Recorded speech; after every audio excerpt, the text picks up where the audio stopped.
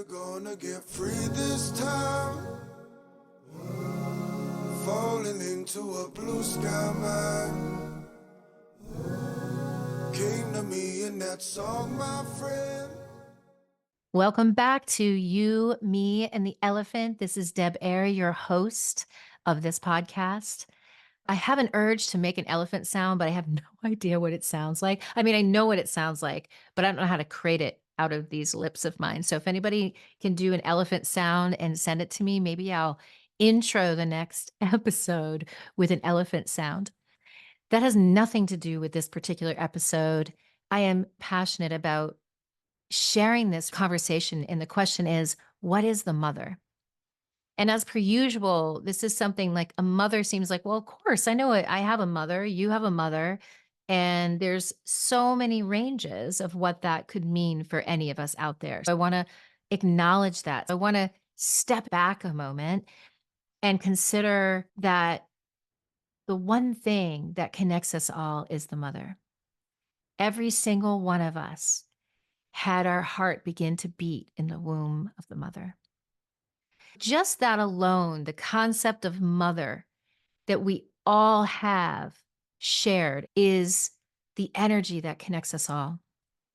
And today I'm going to talk about mother through the lens of archetype, which requires me to first talk a little bit about archetypes. Archetypes initially were coined by Carl Jung. Most of you probably know who he is, physiatrist, psychoanalyst, student of Sigmund Freud's work. Simply put, that archetypes are aspects of characteristics, of symbols, of emotions that cross time and space regardless of their origin. Archetypes aren't necessarily a person or thing as much as the consistency of those characteristics that we can find all over the place and that we can enter into an understanding of archetype to understand ourselves more fruitfully or understand how we relate to people or understand our relationships more intimately. So I thought this was a great way to enter into what is the mother. The mother represents, archetypally speaking, and we're going to talk about different archetypes of mothers. When talking through the archetype of mother, she is the feminine principle. She is the compassionate supporter, creator of life that fosters growth, that fosters transformation. Mother is there to take the life that she has created, that she has birthed, and witness and guide and remind the uniqueness of that life and the importance of that life. So it's a pretty big job to be mother. And like any archetype, like any of us, there's a range when we're looking through life, through the very light aspects of life and then the dark aspects of life.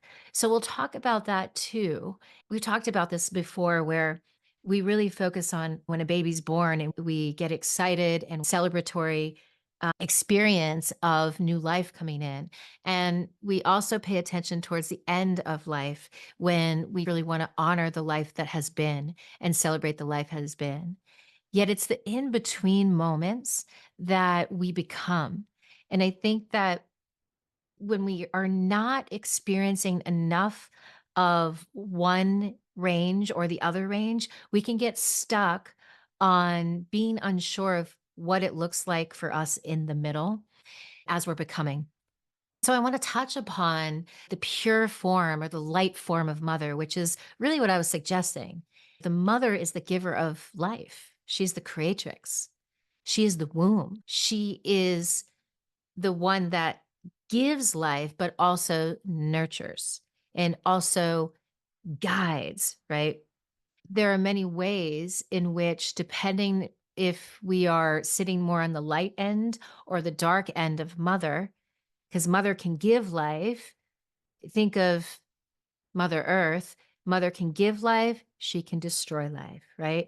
Mother gives us life, and then life goes away at least in this body. This life within itself is temporary. So, one of the gifts that I think mother gives is she reminds us of cycle, of life cycle.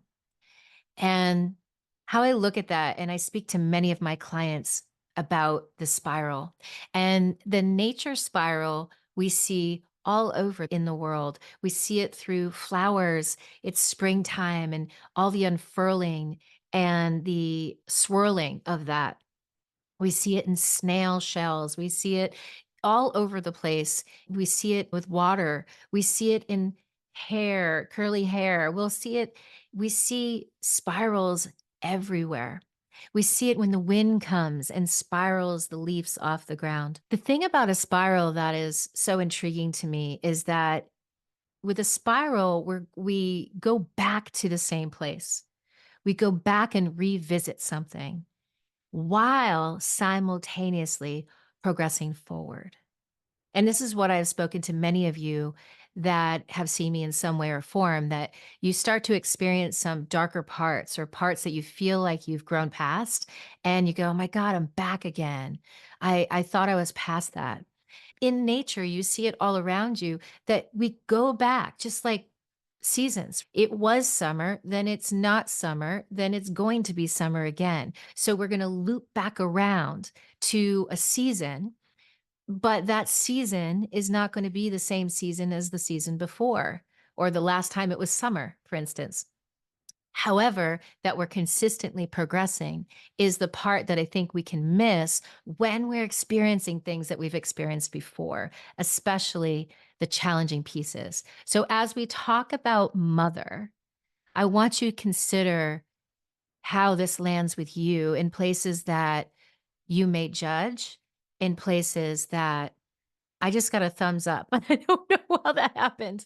I've never seen that before. So, I want you to consider where in yourself you may judge some of those places that you're not where you want to be, or you said something to your child that just feels like you said it out of anger, or you feel resentful because you felt like you didn't have a nurturing mother. Whatever that is, consider the spiral. And I want you to consider that why mother represents the spiral to me is that she births life. So she creates the motion. She is that nature of life itself. And she comes in with some dark edges that pushes us along and back into that place that we have experienced before that sometimes is less comfortable. So she creates life cycle by allowing us life and to move life forward, to nurture life, but also to push us back into those edges where maybe there's something for us to learn more deeply, more profoundly, to resolve, to experience in a way that can enrich your life, that can give you an aha, that can allow you to forgive in places that there's still really strong judges, either internally or externally, and some of your relationships. So there's a big gift that the mother brings to us. I want you to think as we're chatting today that we're talking about mother through the lens of archetype. See if you can notice where you relate to some aspects in whatever that is within yourself or within your relationships. And if you can use this as a way of knowing that this range exists.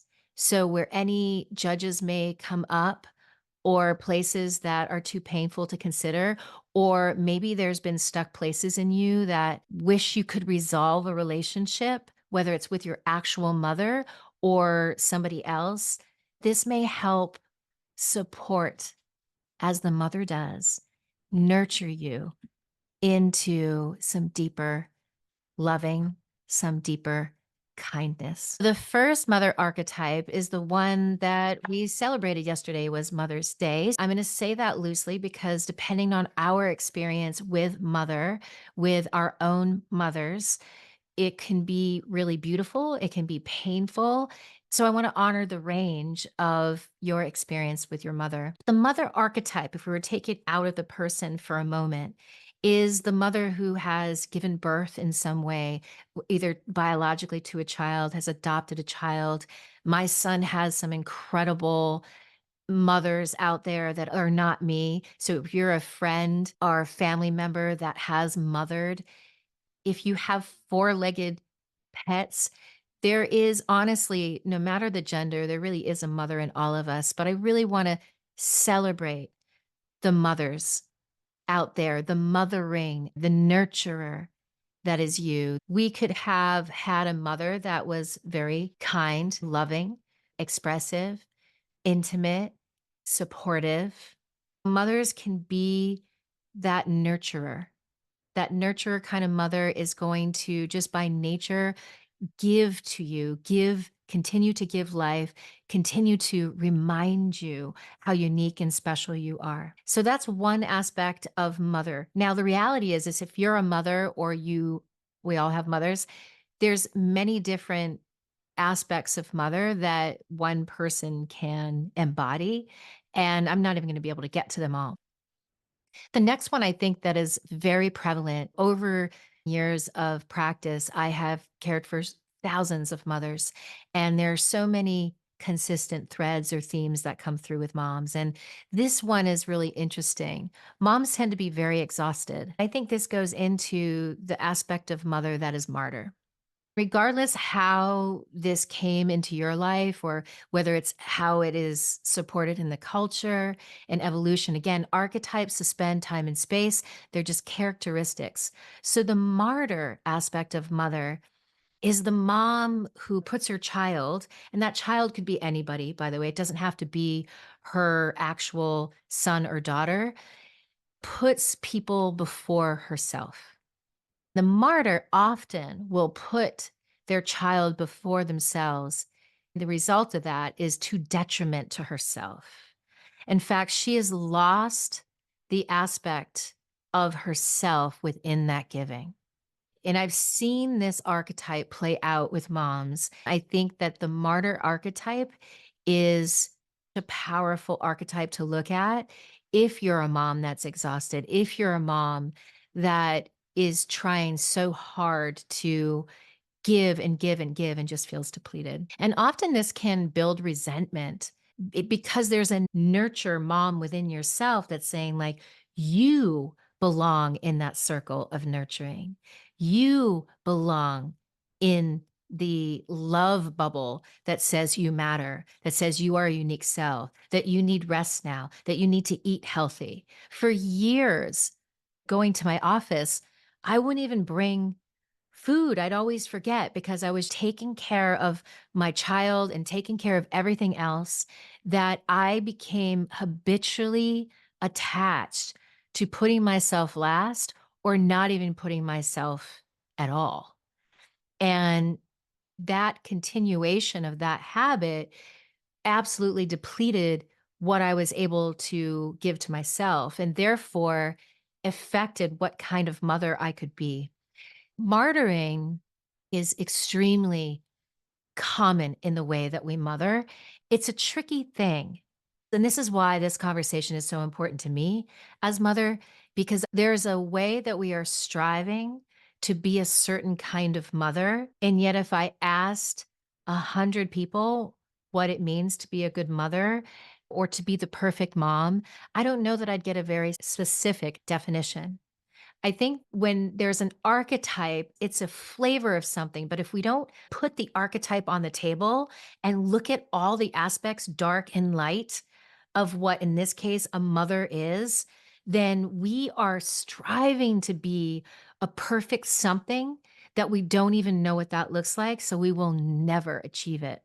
So being a mother in part is this depleting, secretly exhausted way of living that will do anything for our child, including putting ourselves last. And there's an aspect of self that feels like she'll never quite make it because if her child's upset at her or her child is a teenager and exploring things that she doesn't like, their child is hanging out with friends or dating somebody that seems dangerous, if their child is disobeying the rules in some way, it is so deeply ingrained that we are doing something wrong.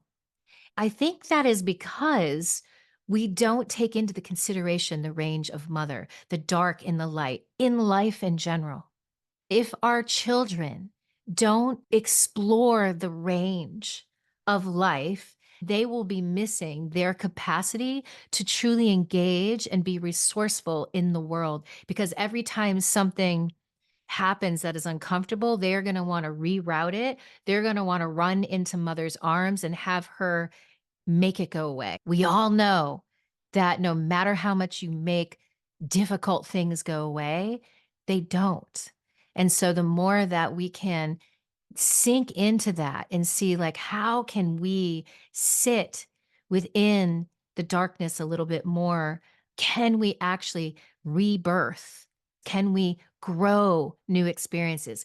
Can we take the spiral up so that the next time we're at that place, there is more of you as mother there, able to look through that lens of the experience and go, okay, yes, I yelled at my child again. Damn it. I have talked to so many mothers that feel horrible because they yelled at their child. I'm not saying that we should yell at our children. I'm saying that it can happen. When we can look at that and we can self reflect and we can share with other mothers and say, yeah, I lost my shit today. It feels awful. The question is, what is it that is feeling awful?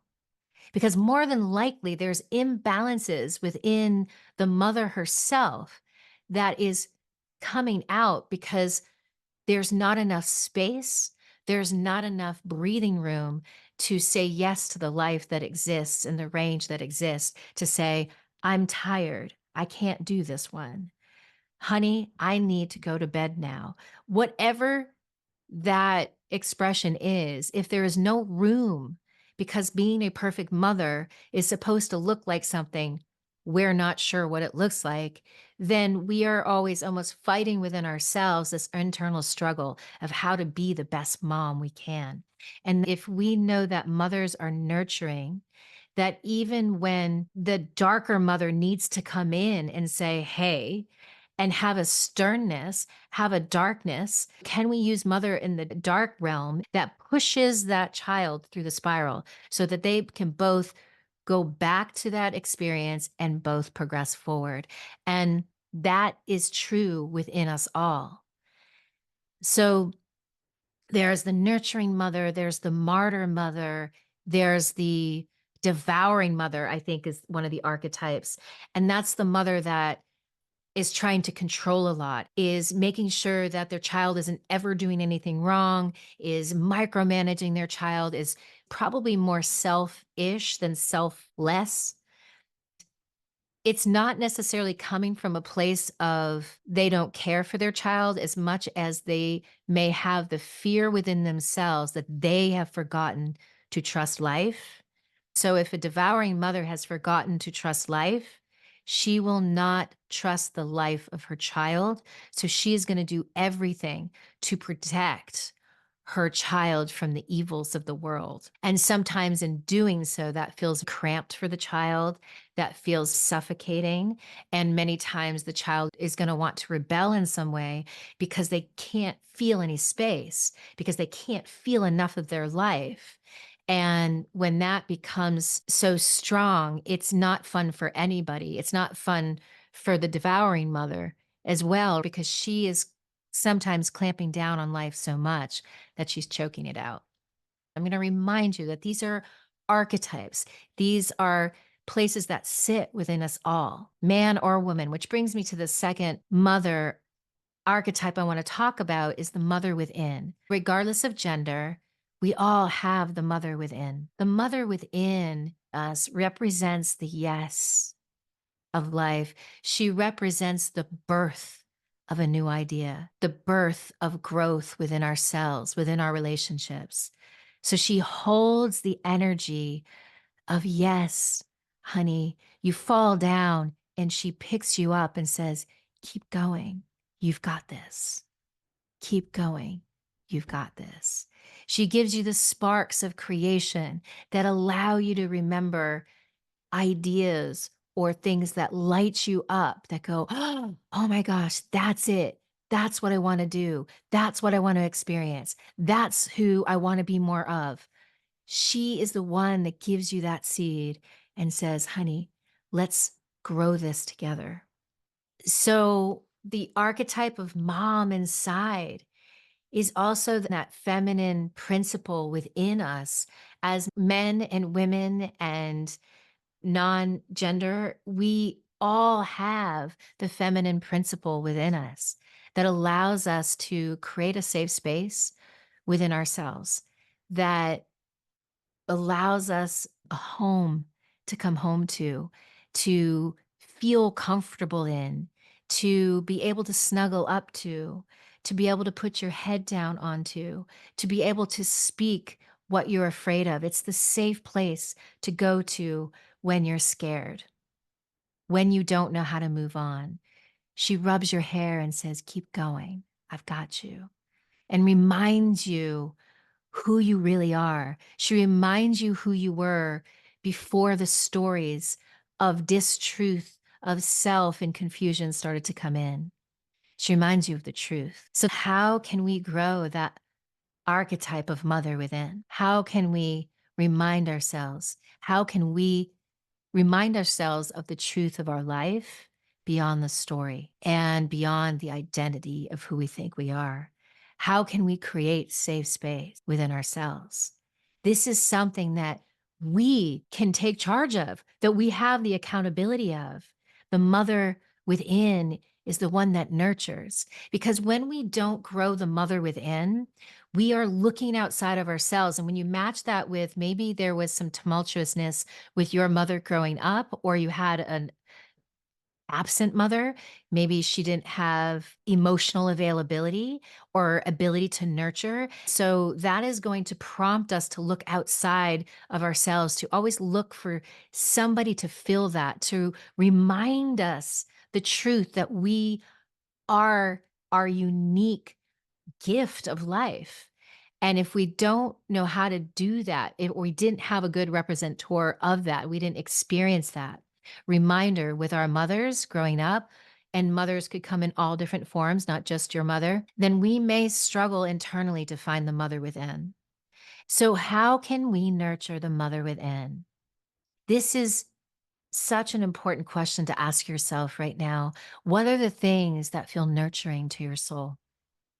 What are the things that you like, whether if you didn't feel guilty about it, or if you didn't have to please somebody else, that just feel cozy, they feel loving. They remind you that you are beautiful, that you are strong. What are those things that you can add or bring in the foreground of your life that brings and turns on the mother within? That no matter what happens at the end of the day, before you go to bed, the mother inside of you says, good job, honey. I had you the whole way. You're doing a great job. I love you. You're brilliant. This is something that we can conjure and nurture because this archetype exists through time and space. And the archetype of mother is the first archetype that exists. It is the creator of life. It is where we were born from. How can you nurture the mother archetype within you? What are those aspects within when the mother is balanced that says, I see what you're doing. You did great. I love you, honey. You're amazing. And you know what? Tomorrow, we're going to dig a little deeper because there's more life for you to experience. She's going to push you up that spiral.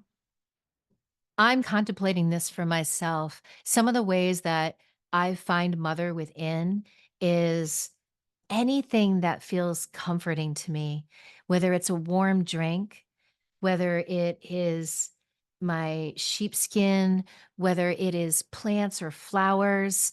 And this can be different for everybody, whether it's being out in Mother Nature. Anything that brings comfort is going to wake up the mother within you. You want to bring it more into your consciousness so that you can receive that nurturing, so that you can receive that rest. That mother inside of me may allow me to take a nap because mother says, honey, you're tired. Rest your head. I'll wake you up when you need to rise. How do you want to nurture the mother inside of you? The last mother that I want to talk about is the great mother of the cosmos, the great mother of Mother Earth. The great mother, she's not just taking care of a personal aspect of self, like we just explored, the mother within, or she's not just mothering a child or another. The great mother is the mother of humanity. She is the mother that is saying all along, I've got you, humanity. She helps give us little bumpers. She helps remind us in all these different ways that we are special, that we are all connected. When people come into my office, I have an open session room because of this concept of Great Mother, that the collective consciousness allows us to remember that we're connected. So whether somebody next to you is having a release of tears, or the person on the other side of you is laughing hysterically, and the person in the other room is quiet, or the other person is making a loud noise, that they're all reminding us that all of these aspects exist within us. They're reminding us that the great mother is taking care of us. When you lie on the earth, when is the last time you laid down on the earth and just felt the pulsing of Mother Earth and the holding of the gravity, like a gravity blanket? She's got you. She's got us. There are times where I look at the mother sky, I lie on Mother Earth, and I allow myself to be nurtured. I allow myself to be inspired. I allow myself to remember the bigger life that exists, that I exist for and I exist within. My wish is that this has been expanding the idea of mother within.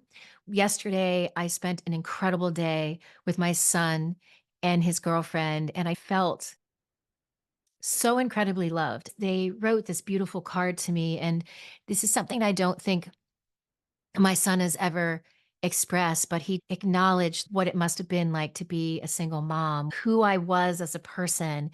And he said something like, I feel so comfortable. It's going to make me cry. I feel so comfortable being me with you. And I know that you're so comfortable being you with me. And right there is the archetype of mother. That's the part that says, like, I see you exactly as you are, and you can be exactly everything you are, no matter what range of life you're playing on. And so it is my hope for all of us to consider a broader aspect of what mother is within our relationships with our mothers. And if you have lost your mother like I have, know that your mother exists beyond body.